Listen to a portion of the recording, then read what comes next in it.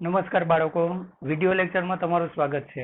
Chapter 3 એમાં આપણે હવે ટોપિક નંબર 3.4 તત્કાલીન ઝડપ અને તત્કાલીન વેગ જોવાનો છે. તત્કાલીન વેગ આનું મૂલ્ય અને તત્કાલીન ઝડપ હંમેશા સમાન જ હોય. હવે આગળનો ટોપિક હતો સરેરાશ વેગ. તો આપણી પાસે સરેરાશ વેગ હતો તો તત્કાલીન વેગની કેમ જરૂર પડી? આપણી પાસે ઓલરેડી સરેરાશ વેગ હતો જ. ચાલો સરેરાશ વેગને આપણે બતાવતા એને આપણે વી બાર કે કોણીય કૌંસમાં વી વડે દર્શાવતા. હવે આપણી પાસે સરેરાશ વેગ હતો તો તત્કાલીન વેગની કેમ જરૂર પડી? તો એનું કારણ સમજીએ. પહેલા તો સરેરાશ વેગ પરથી કઈ માહિતી મળે અને કઈ માહિતી ન મળે. ચાલો તો સરેરાશ વેગ એના પરથી પહેલા તો કઈ માહિતી મળે તે સમજીએ. દાખલા તરીકે ધારો કે કોઈ વ્યક્તિને નવસારીથી અમદાવાદ જવાનું છે. હવે એની પાસે 3 વાહનના ઓપ્શન છે, વાહન એ, વાહન બી અને વાહન સી. ચાલો એની પાસે આ 3 ઓપ્શન છે. તો 3 ઓપ્શનમાંથી જો એને વહેલામાં વહેલું અમદાવાદ પહોંચવું હોય તો કયું ઓપ્શન પસંદ કરશે, કયું વાહન પસંદ કરશે? તો જેની સરેરાશ ઝડપ કે સરેરાશ વેગ મેક્સિમમ હશે તે વાહન એને ઝડપથી પહોંચાડી દેશે. દાખલા તરીકે વાહન એ માટે ધારો કે સરેરાશ વેગ એ 40 કિલોમીટર પર કલાક છે. વાહન બી માટે ધારો કે તે 45 કિલોમીટર પર કલાક છે અને વાહન સી માટે તે 20 કિલોમીટર પર કલાક છે. એટલે જો એ વ્યક્તિને નવસારીથી અમદાવાદ વહેલામાં વહેલું પહોંચવું હોય તો આ વાહન તેને ઝડપથી બાકીની બેની કમ્પેરમાં ઝડપથી પહોંચાડશે. આ વાહન તેને બાકીના બંને વાહનની કમ્પેરમાં ઝડપથી પહોંચાડશે. એટલે સરેરાશ વેગ કે ઝડપ, અને આપણને ખબર છે કે સરેરાશ વેગ સાથે તમે દિશા નો સાંકળો તો એ સરેરાશ ઝડપ જ કહેવાય. તો સરેરાશ વેગ એ સરેરાશ વેગ એના પરથી આપણને કઈ માહિતી મળે છે? તો સરેરાશ વેગ પરથી આપણને એ માહિતી મળે છે કે કોઈ પણ વાહન, કોઈ પણ કણ કેટલી ઝડપથી પોતાનું સ્થાન બદલે છે એ આપણને માહિતી આપે છે. ચાલો એટલે આના પરથી કઈ માહિતી મળે છે? તો કોઈ પણ વાહન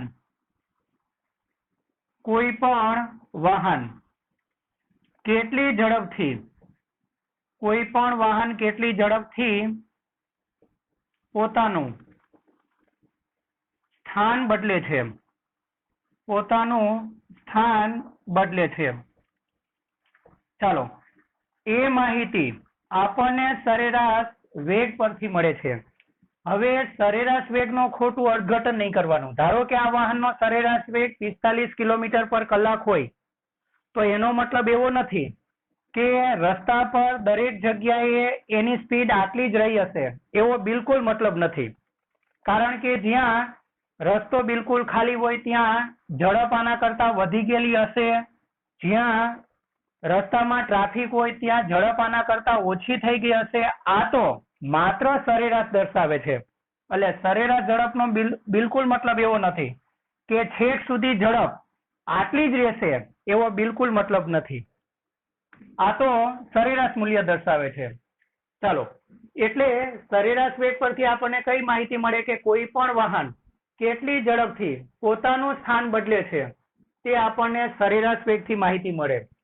હવે સરેરાશ વેગથી આપણને કઈ માહિતી મળતી નથી અને આપણે તત્કાલીન વેગનો ઉપયોગ કરવો પડે છે.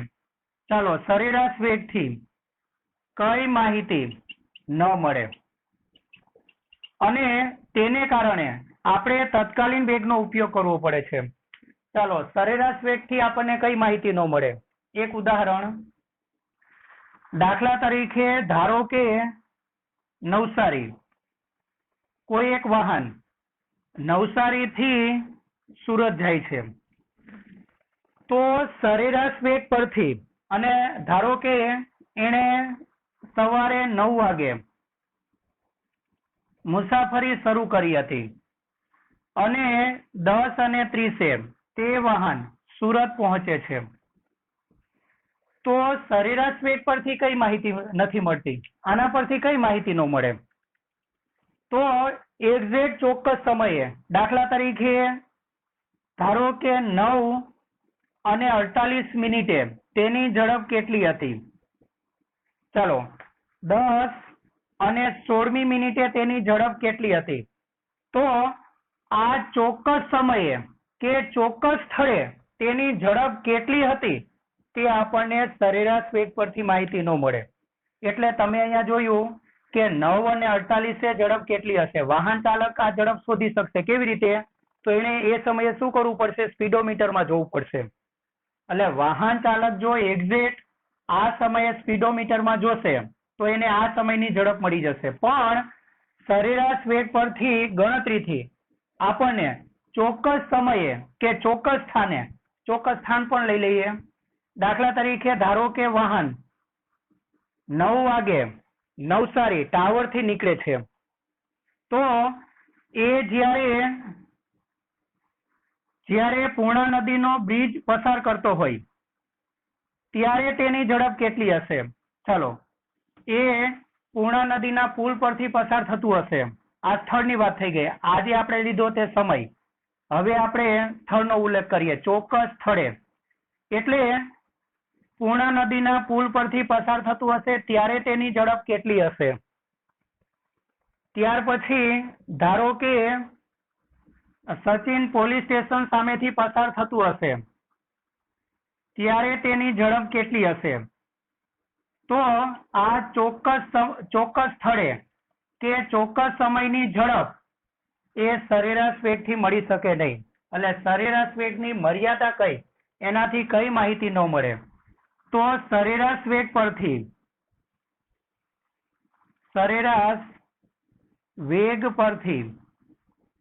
ચોક્કસ સ્થળે કે કોઈ ચોક્કસ સમયે વાહનની ઝડપ, વાહન લખો કાં તો કણ લખો, વાહનની ઝડપ કેટલી હશે તે જાણી શકાતું નથી.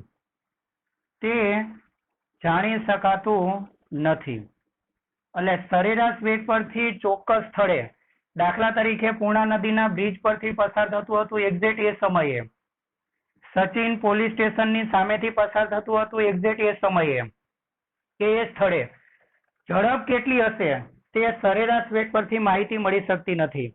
આ માટે આપણને તત્કાલીન વેગની જરૂર પડે છે. ચાલો, તો ચોક્કસ સ્થળે કે ચોક્કસ સમયે, એક્ઝેક્ટ સ્થળે એની ઝડપ કેટલી હશે એ જાણવા માટે તમારે તત્કાલીન વેગનો સંદર્ભ લેવો પડે. ચાલો, હવે તત્કાલીન વેગ છે એ શેના માટે વપરાય છે એ તો આપણે કહી દીધું. ચાલો, તત્કાલીન વેગ એ ચોક્કસ સમયે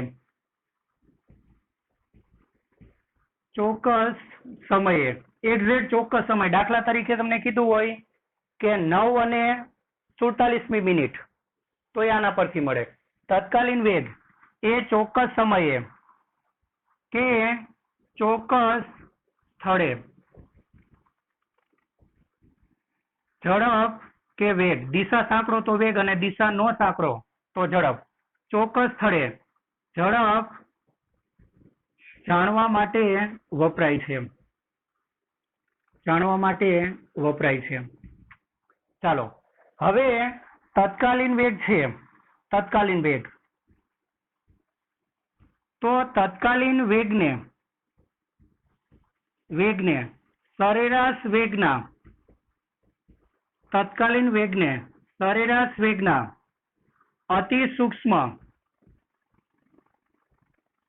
અતિ સૂક્ષ્મ સમયગાળાના અતિ સૂક્ષ્મ સમયગાળાના લક્ષ તરીકે લઈ શકાય.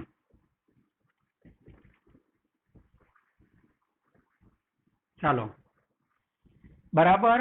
એટલે આપણે ફિઝિક્સમાં ઉપયોગી એવું મેથ્સ, એમાં એક ટોપિકની હવે આપણને જરૂર પડશે અત્યારે, અને એ છે વિકલન. તો અહીંયા શું કીધું? તત્કાલીન વેગ, તત્કાલીન વેગનો સંકેત v, તત્કાલીન વેગ v ને, અને તત્કાલીન વેગને વ્યવહારમાં માત્ર વેગ પણ કહીએ. એટલે તમે જો કોઈ આવું વિધાન બોલો કે વાહનનો વેગ કે ઝડપ 45 કિલોમીટર પર કલાક છે, તો એનો મતલબ એક્ઝેક્ટ અત્યારે એની ઝડપ એટલી છે. એટલે તત્કાલીન વેગ કે તત્કાલીન ઝડપ એ આપણને એક્ઝેક્ટ ચોક્કસ સમયની ઝડપ બતાવે છે, વેગ બતાવે છે. ચાલો, તો તત્કાલીન વેગને સરેરાશ વેગના અતિ સૂક્ષ્મ સમયગાળાના લક્ષ તરીકે લઈ શકાય. એટલે તત્કાલીન વેગનો સંકેત, તત્કાલીન વેગને વ્યવહારમાં માત્ર વેગ પણ કહેવામાં આવે છે, અને તત્કાલીન ઝડપને વ્યવહારમાં માત્ર ઝડપ પણ કહેવામાં આવે છે. એટલે હવે તમે જ્યારે ઝડપ બોલો એટલે સમજી લેવાનું કે તમે તત્કાલીન ઝડપનો ઉલ્લેખ કરવા માંગો છો. જ્યારે સરેરાશ ઝડપને કમ્પલસરી સરેરાશ શબ્દ સાથે જ બોલવું પડે. જ્યારે તત્કાલીન ઝડપને માત્ર ઝડપ અને તત્કાલીન વેગને માત્ર વેગ શબ્દથી બોલો તો પણ ચાલે છે. ચાલો, તો તત્કાલીન વેગ કે વેગ, વેગ v એને સરેરાશ વેગ, અને સરેરાશ વેગ એટલે આપણે ખબર છે delta X by delta T. સૂત્ર યાદ છે ને? અતિ સૂક્ષ્મ સમયગાળાના લક્ષ. એટલે ચાલો, એ લક્ષ એટલે આ લિમિટ વાળું પદ, આપણે જે વિકલન કહેતા ને તે લિમિટ. ચાલો, અતિ સૂક્ષ્મ સમયગાળો એટલે અતિ સૂક્ષ્મ સમયગાળાના લક્ષ, એટલે એને લખાઈશું લિમિટ. સમયગાળો એટલે delta T tends to 0. Limit delta T tends to 0. ચાલો, ટેન્ડ્સ ટુ 0 આવી રીતે બોલાય. એટલે limit delta T tends to 0 એટલે સરેરાશ વેગનો તમે અતિ સૂક્ષ્મ સમયગાળોનો લક્ષ લીધું, તો એ તમને તત્કાલીન વેગ આપશે, તત્કાલીન વેગ. ચાલો, હવે આમાં તમે લિમિટ દૂર કરી નાખશો, તો આને બીજી રીતે લખવું હોય તો ડેલ્ટાને ડી વડે દર્શાવાય, dx બાય dt. અને આ તમારું શું આવી ગયું યાદ કરો? x નું t ની સાપેક્ષે વિકલન. ચાલો, તો આમ x નું t ની સાપેક્ષે, x નું t ની સાપેક્ષે વિકલન કરવાથી આ જે તમારું છે ને લિમિટ, એ તમારું વિકલન કહેવાય. કલન ગણિત શાસ્ત્ર છે. ચાલો, x નું t ની સાપેક્ષે વિકલન કરવાથી તત્કાલીન વેગ, અને તત્કાલીન વેગને માત્ર વેગ પણ કહેવાય, વિકલન કરવાથી વેગ મળે છે. બરાબર. અને આને બીજી ભાષામાં કેવું હોય, આને બે રીતે વચાય. x નું t ની સાપેક્ષે વિકલન. ચાલો, અને બીજી રીતે કેવું હોય તો તેને આપેલ સમયે સ્થાન x ના ફેરફારનો દર, સ્થાન x ના ફેરફારનો દર આવી રીતે પણ કહેવાય. સ્થાન x ના ફેરફારનો દર આવી રીતે પણ કહેવાય. દર એટલે ઉંદરનો દર નો હોય, સમય દર. નીચે જો t છે. બોલતી વખતે ખાલી દર બોલાય પણ સમય દર છે, યાદ રાખજો. ચાલો, અને આને લખવાની બે મેથડ છે. એક તો dx બાય dt અને બીજું x, અને માથે એક પોઈન્ટ, એના ઉપર તમે એક પોઈન્ટ મૂકશો તો જોનાર વ્યક્તિ આને શું સમજશે? x નું t ની સાપેક્ષે વિકલન. ચાલો, તો તત્કાલીન વેગમાં આપણે આટલે જોયું કે તત્કાલીન વેગને સરેરાશ વેગના અતિ સૂક્ષ્મ સમયગાળાના લક્ષ તરીકે લઈ શકાય, અને એને દર્શાવાય v, dx બાય dt. આ વિકલન કહેવાય. એટલે હવે આપણે સમજી શકીએ કે x નું t ની સાપેક્ષે વિકલન કરો તો તમને તત્કાલીન વેગ મળશે. હવે વિકલન ક્યારે ઉપયોગી છે અને તમને કેમ ખબર પડી કે મારે તત્કાલીન વેગ મેળવવા માટે વિકલન કરવું પડશે? તો વિકલન ક્યારે ઉપયોગી થાય? તો જ્યારે આ ફેરફાર અતિ સૂક્ષ્મ હોય, આ ફેરફાર અતિ સૂક્ષ્મ હોય, નિયર ઇક્વલ ટુ 0. એટલે ધારો કે સમયગાળાનો ફેરફાર 0. સમયગાળાનો ફેરફાર 0.001 છે, તો આ ફેરફાર તમારો નિયર ઇક્વલ ટુ 0 જ કહેવાય. એટલે જ્યારે અતિ સૂક્ષ્મ ફેરફાર હોય ત્યારે તમે વિકલન કરી શકો. હવે તમને કેમ ખબર પડી કે અહીં વિકલન કરવાથી મને તત્કાલીન વેગ મળશે? એ કેવી રીતે માહિતી મળે? ચાલો, તો એ બે રીતે માહિતી મળે. પહેલી રીત, સંખ્યાત્મક પદ્ધતિઓની રીત. સંખ્યાત્મક પદ્ધતિની રીત એ આપણે અહીંયા મેળવશું. અને બીજી આલેખની રીત. પણ આ રીત બહુ અનુકૂળ નહીં હોય. આલેખની રીત. ચાલો, આ બે રીતે મળે. એટલે હમણાં આપણે અહીં સાબિત કરશું કે જો તમે સમયગાળો અતિ સૂક્ષ્મ કરી નાખો, સમયગાળો અતિ સૂક્ષ્મ કરી નાખો, તો તમારો સરેરાશ વેગ એ તત્કાલીન વેગ બની જાય છે. એ આપણે સમજીએ. એક ઉદાહરણ લઈને સમજીએ. આપણને ખબર છે કે જેમ જેમ ગતિ કરતું વાહન હોય, તો જેમ જેમ સમય વધતો જાય તેમ તેમ એનું અંતર બદલાતું જાય. ચાલો, ધારો કે અનિયમિત ગતિ કરતી કોઈ કાર માટે, ધારો કે અનિયમિત ગતિ કરતી કોઈ કાર માટે, ચાલો આપણે સમીકરણ લઈ લેશું, કારણ કે આપણને ખબર છે કે જેમ જેમ સમય બદલાતો જાય તેમ તેમ અંતર બદલાતું જાય. એટલે અંતર એ સમયનું વિધેય છે અને એનો સંબંધ ધારો કે આ સૂત્રથી મળે છે, x બરાબર 0.08 t³. આ સૂત્રથી મળે છે.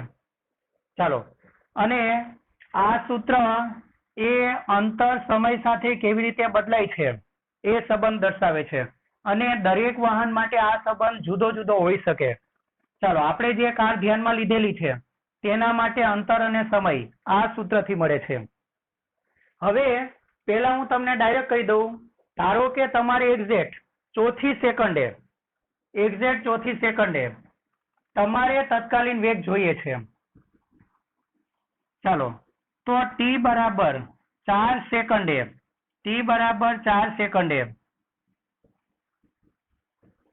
તત્કાલીન વેગ શોધવો છે. પહેલા હું તમને વિકલનની રીતે મળે એ કહી દઉં, પછી વિકલનનો કેમ ઉપયોગ કરવો પડે તે પછી સમજાવું. ચાલો, તમારે એક્ઝેક્ટ ચોથી સેકન્ડે 3.99મી સેકન્ડે બી નહીં અને 4.10મી સેકન્ડે બી નહીં, એક્ઝેક્ટ ચોથી સેકન્ડે તમારે તત્કાલીન વેગ શોધવો છે. તો આપણે હમણાં કીધું કે તત્કાલીન વેગ કેવી રીતે મળે? તો x નું t ની સાપેક્ષે વિકલન કરવાથી. ચાલો, આ સૂત્રમાં x નું t ની સાપેક્ષે વિકલન કરો. x નું t ની સાપેક્ષે વિકલન કરતા. ચાલો, હવે વિકલન તો આવડે છે ને? ચાલો, x નું t ની સાપેક્ષે વિકલન એટલે ડાબી બાજુ આપણું લખશું dx/dt અને જમણી બાજુ x ની જગ્યાએ તમારે જે લખવાનું છે તે. ચાલો, x ની જગ્યાએ જે લખવાનું છે તે, એટલે જમણી બાજુ તમારું પદ આવશે d/dt અને x ની જગ્યાએ લખી દઈએ 0.08 t³. ચાલો, હવે વિકલન આવડે છે ને? ચાલો, આમાં ચલિત પદ કયા કયા છે? x અને t. તો 0.08 એ ચલિત પદ t સાથે ગુણાકારમાં છે, એટલે અચળ સંખ્યા એમની એમ જ લખી દેવાની. ચાલો, એટલે 0.08. ચાલો, હવે આનું વિકલન. તો નિયમ મુજબ ઘાતાંક આગળ આવે, 3 ઘાતાંક આગળ આવે અને ઓરિજિનલ ઘાતાંક 3 માંથી 1 ઓછું કરી નાખવાનું. આટલું થઈ જાય પછી હવે વિકલન વાળું પદ કોનું? વિકલન હવે કોનું કરવાનું બાકી રહેશે? આધાર. એટલે આધારનું વિકલન વાળું પદ dt/dt એ તો કેન્સલ થઈ જાય. ચાલો હવે ગુણાકાર કરી નાખીએ. 8 તારી 24 એટલે 0.24 t નો વર્ગ. હવે તમારે એક્ઝેક્ટ કેટલામી સેકન્ડે જોઈએ છે? ચોથી સેકન્ડે. તો t4 લઈ લ્યો. તો 0.24 અને t4 આપણે એક્ઝેક્ટ જેટલામી સેકન્ડે તત્કાલીન વેગ જોઈતો હોય, ચાલો t બરાબર એટલા લઈ લેવા. એટલે t4 લઈ લ્યો. 4 નો વર્ગ 16. એટલે હવે તમારું પદ આવશે 0.24 ગુણ્યા 16 એટલે 3.84. ચાલો અને આપણને ખબર છે કે x નું t ની સાપેક્ષે વિકલન એટલે વેગ, એટલે આ તમારું પદ વેગ થઈ ગયું. ચાલો તો આ વેગ તમને મળે છે 3.84 મીટર પર સેકન્ડ. આ x મીટરમાં છે, x મીટરમાં, અને t સેકન્ડમાં છે. ખરેખર કિલોમીટર પર કલાક હોય પણ અહીં આપણે સરળતા માટે મીટર અને સેકન્ડ લીધેલું છે. એટલે જો વાહન ચાલક એક્ઝેક્ટ ચોથી સેકન્ડે ગતિ શરૂ કર્યા પછી એક્ઝેક્ટ ચોથી સેકન્ડે, પહેલી, બીજી, ત્રીજી, ચોથી સેકન્ડે જોશે તો એને સ્પીડોમીટરમાં 3.84 મીટર પર સેકન્ડ દેખાશે. જો કે કિલોમીટર પર કલાક હશે, પણ જો આપણે કન્વર્ટ કરીને મૂકીએ તો વાહન ચાલકને એક્ઝેક્ટ ચોથી સેકન્ડે સ્પીડોમીટરમાં જે સ્પીડ દેખાશે, જે વેગ દેખાશે, એ વેગ તમે વિકલનથી મેળવી લીધો. ચાલો એટલે એક્ઝેક્ટ ચોથી સેકન્ડે વેગ એનો હશે 3.84. ચાલો હવે તમને કેમ ખબર પડી કે આમાં વિકલન કરવાથી તત્કાલીન વેગ મળે તો એ આપણે સમજીએ. ચાલો આ માટેની બે રીત છે, આલેખની રીત અને સંખ્યાત્મક પદ્ધતિની રીત. પેલા આ લઈ લઉં. જગ્યા નાની છે એટલે બંને એક સાથે પોસિબલ નહીં બને, એટલે પેલા આ સમજાવી દઉં. ચાલો સંખ્યાત્મક પદ્ધતિની રીત. તો હવે આપણે શું કરશું જુઓ. આપણને ખબર છે કે સમયગાળામાં મળે ને, સમયગાળો દાખલા તરીકે ધારો કે 2 થી 5 સેકન્ડ વચ્ચે આ સમયગાળામાં મળે તે તમારું સરેરાશ, અને એક્ઝેક્ટ ચોક્કસ સમયે મળે. દાખલા તરીકે 2 થી 5 વચ્ચે ધારો કે 3.18 સેકન્ડે એક્ઝેક્ટ ચોક્કસ સમયે મળે તે તત્કાલીન વેગ, અને સમયગાળામાં મળે તે સરેરાશ વેગ. ચાલો એ આપણને ખબર છે. એટલે હવે આપણે શું કરશું? સરેરાશ વેગ પરથી તત્કાલીન વેગ કેવી રીતે મળે તે આપણે જોઈએ. ચાલો આપણે આ સૂત્ર છે ને, ચાલો આ ગતિ માટે જ એક્ઝેક્ટ તત્કાલીન વેગ મેળવી લઈએ. એક્ઝેક્ટ ચોથી સેકન્ડે વેગ આટલો મળે છે કે નહીં તે જોઈ લઈએ. હવે જુઓ તમારે શું કરવાનું છે, કયા સમયે તત્કાલીન વેગ જોઈએ છે? 4 સેકન્ડ ને. તો ચાલો t બરાબર 4 સેકન્ડ ને કેન્દ્રમાં રાખી ચાલો તમારે શું કરવાનું? અતિ સૂક્ષ્મ સમયગાળો એટલે સમયગાળો પેલા ઘટાડતા જાઓ. 4 સેકન્ડ હોય ને, 4 સેકન્ડ એટલે ધારો કે આ 4 સેકન્ડ છે તો પેલા 2 સેકન્ડનો સમયગાળો રાખવો હોય, સમયગાળો 2 સેકન્ડનો, તો 4 પેલા 1 એટલે 3, અને 4 પછી 1 5. તો 3 અને 5 વચ્ચે કેટલો સમયગાળો હોય? 2 સેકન્ડનો. તમારે કેન્દ્રમાં કોને રાખવાનું? 4 સેકન્ડને. ચાલો તો t બરાબર 4 સેકન્ડને કેન્દ્રમાં રાખી પેલા આપણે સમયગાળો ડેલ્ટા t, ચાલો 2 સેકન્ડ લઈએ, પછી ડેલ્ટા t 1 સેકન્ડ લઈએ, પછી ડેલ્ટા t 2 સેકન્ડ 1 સેકન્ડ, આ રીતે ઘટાડતા જાઓ અને અતિ સૂક્ષ્મ કરવાનું છે આપણે. ચાલો t બરાબર 4 સેકન્ડ ને કેન્દ્રમાં રાખી ડેલ્ટા t બરાબર 2 સેકન્ડ, 1 સેકન્ડ, 0.5 સેકન્ડ, 0.1 સેકન્ડ અને અતિ સૂક્ષ્મ એટલે 0.01 સેકન્ડ સમયગાળો લઈએ. ચાલો આ બધો સમયગાળો લઈએ. હવે જુઓ, હવે તમારે શું કરવાનું છે? હમણાં આપણે એક સાબિતી આપશું કે જેમ જેમ તમે સમયગાળો નાનો કરતા જાવ ને નાનો, તેમ તમારો સરેરાશ વેગ છે ને, સરેરાશ વેગ એ તત્કાલીન વેગની નજીક આવતો જશે. ચાલો આપણે એ બધું અહીંયા વાત કરીએ. બરાબર ધ્યાન આપજો. ચાલો પેલા ખાનામાં લેશું આપણે સમયગાળો. આ સેકન્ડમાં હશે. ચાલો સમયગાળો એટલે સમયગાળો, ધારો કે આ સમયગાળો છે તો સમયગાળો આપણે 4 સેકન્ડને ધ્યાનમાં રાખીને લેવાનો, કારણ કે આપણે જે તત્કાલીન વેગ જોઈએ છે એક્ઝેક્ટ ચોથી સેકન્ડે. તો 2 સેકન્ડનો જો હું સમયગાળો રાખું તો મારે અહીંયા 3 રાખવા હોય તો અહીંયા 5, એટલે આ તમારું T1 કહેવાય, આ T2, એટલે T1 એ સેકન્ડમાં હશે, T2 એ પણ સેકન્ડમાં હશે. હવે T1 વખતે જે અંતર મળશે તે તમારું xt1 અથવા ખાલી x1 કહી દો તો વાંધો નહીં, એ મીટરમાં હશે. આ સમયે જે અંતર હશે તે તમારું x T2 એ તમારું મીટરમાં હશે. ચાલો સમયનો તફાવત મળી ગયો. હવે અંતરનો તફાવત ડેલ્ટા x એટલે xt2 માઇનસ ડેલ્ટા x નું સૂત્ર આવડે છે ને, આમાંથી આ અંતર બાદ કરવાનું એટલે x T2 minus x T1 આ પણ મીટરમાં હશે. અને છેલ્લે સરેરાશ વેગ. ચાલો સરેરાશ વેગ v બાર બરાબર delta x by delta t. ચાલો હવે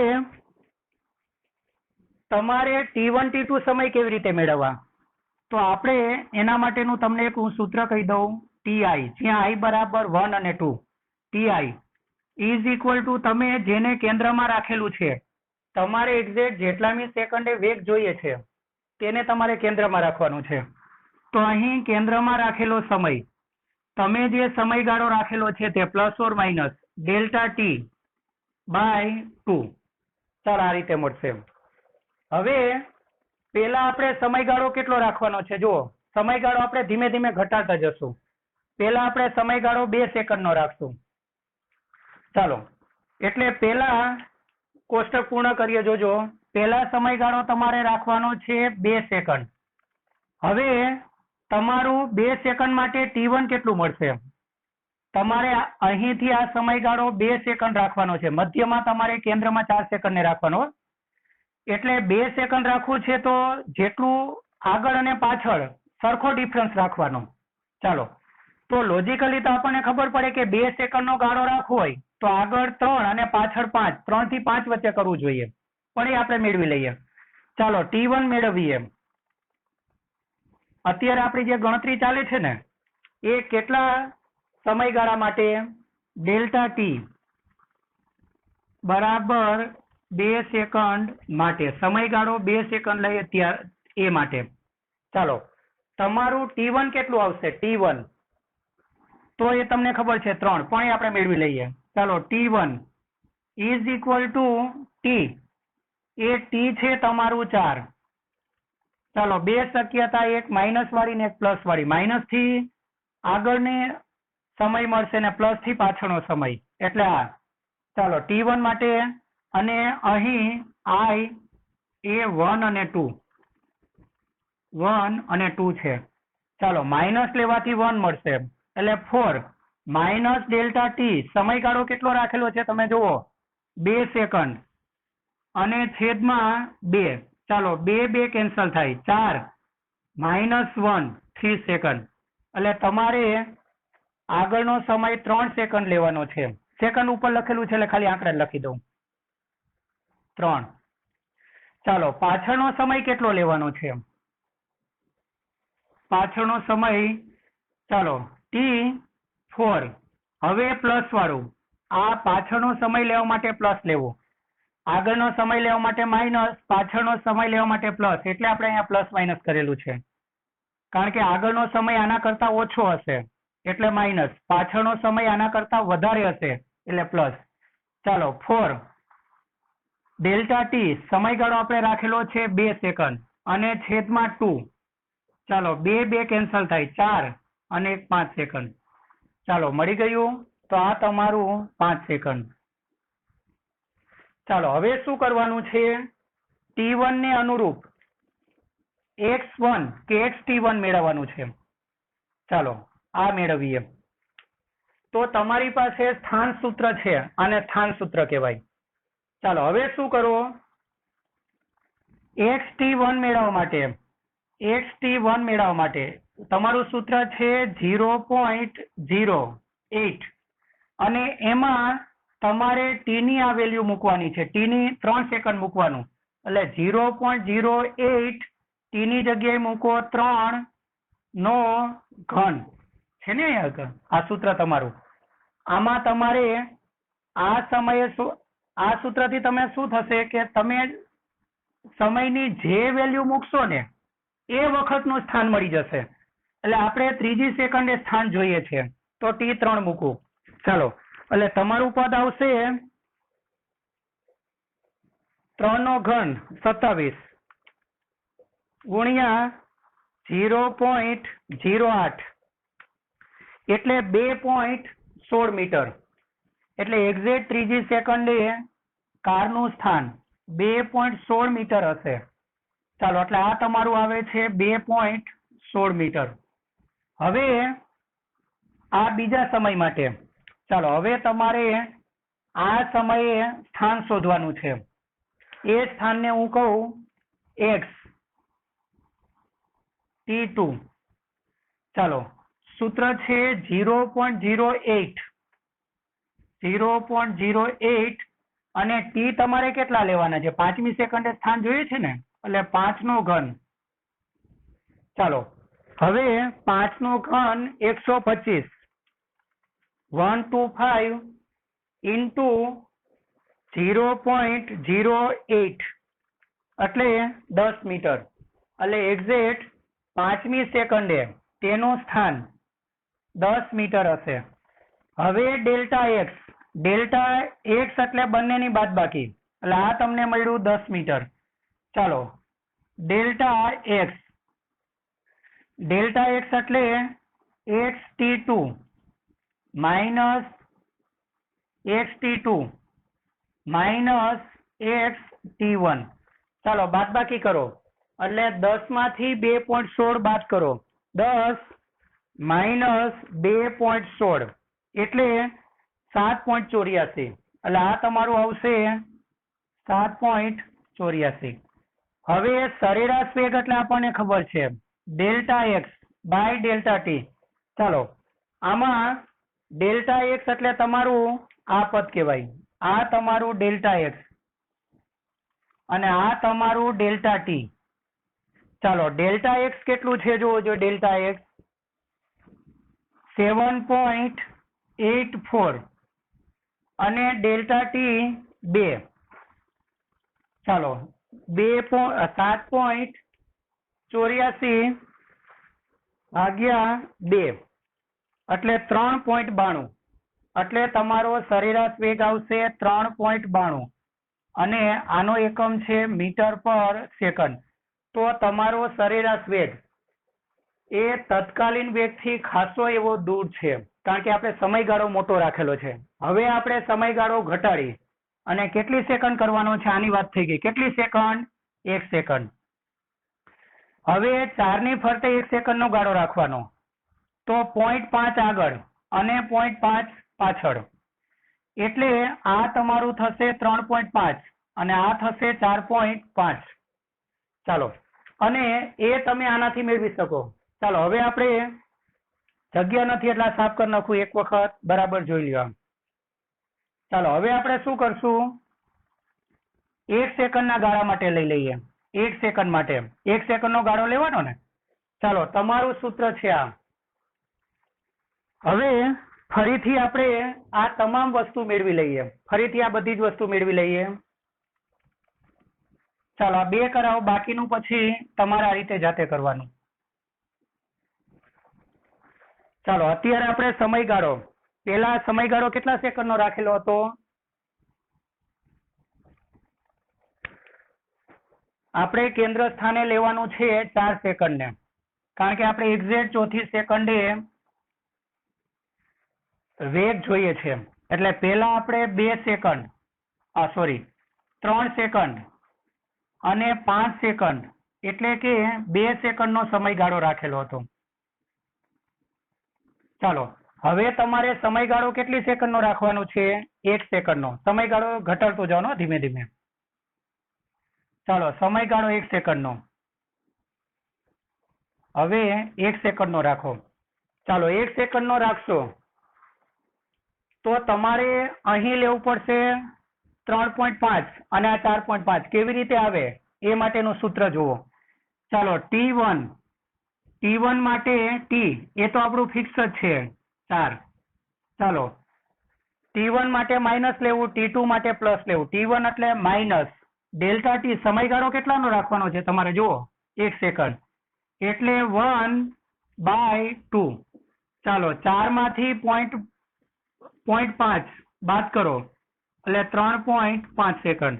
તો આ તમારું આવે છે 3.5 સેકન્ડ. ચાલો તેવી જ રીતે T2 મેળવી લઈએ. તો 4 કેન્દ્ર સ્થાને રાખેલો સમય 4, જે સમયે વેગ શોધવો છે તે 4. ચાલો હવે પ્લસ વાળો ઓપ્શન, ડેલ્ટા T એટલે 1/2. 1/2 એટલે 0.5. 4 પ્લસ 0.5 એટલે 4.5 સેકન્ડ. એટલે આ તમારો સમયગાળો આવે છે 4.5 સેકન્ડ. હવે આ વખતે કાપેલું અંતર x1 અને આ વખતનું અંતર x2 એ મેળવી લઈએ. ચાલો આને અનુરૂપ અંતર, એને હું xt1 કહી દઉં. અંતર શોધવાનું સૂત્ર અહીંયા લીધેલું છે જુઓ. ચાલો 0.08 અને તમારે કેટલામી સેકન્ડે અંતર જોઈએ છે? 3.5 ને? તો અહીંયા T કેટલા મૂકશું આ સૂત્ર પરથી? આ સૂત્ર પરથી જવાનું છે. ચાલો T મૂકશું 3.5 નો ઘન. ચાલો આ અંતર કેટલું મળે તે આપણે કાઉન્ટિંગ કરી લઈએ. એટલે 3.5 ગુણ્યા 0.08 એટલે 3.43. એટલે આ અંતર તમને મળશે 3.43 અને મીટરમાં છે. ચાલો હવે 4.5મી સેકન્ડે કાપેલું અંતર શોધી લઈએ. ચાલો આ સેકન્ડે કાપેલું અંતર, એ અંતરને આપણે કહી દઈએ. એટલે આ તમને કેટલું મળ્યું? 3.43 મીટર. ચાલો આ અંતરને કહી દઈએ xt2. ચાલો xt2 તો તમારું સૂત્ર 0.08 અને t ની જગ્યાએ તમારે કેટલા મૂકવાના છે? t ની જગ્યાએ ચાલો 4.5 આખાનો ઘન. ચાલો એ અંતર આપણે મેળવી લઈએ. 4.5 ગુણ્યા 4.5 અને ઇન્ટુ 0.08. એટલે આ તમારું અંતર આવશે 7.29. ચાલો આ અંતર આવે છે 7.29 મીટર. ચાલો આ અંતર આવશે 7.29 મીટર. ડેલ્ટા એક્સ એટલે ડેલ્ટા એક્સ માટે શું કરવાનું? xt2 minus xt1. ચાલો એટલે xt2 એટલે તમારું 7.29 અને આ તમારું 3.43. એટલે ત્યાં ડાયરેક્ટ લખી દઈએ 7.29 માઇનસ 3.43 એટલે 3.86. ચાલો આ તમારું આવશે 3.86. તો હવે સરેરાશ વેગ માટે આપણને ખબર છે delta X by delta T. ચાલો ડેલ્ટા એક્સ તમને કેટલું મળેલું છે જુઓ અહીંયા, ડેલ્ટા એક્સ મળેલું છે 3.86. આ તમને મળેલું હતું 3.86.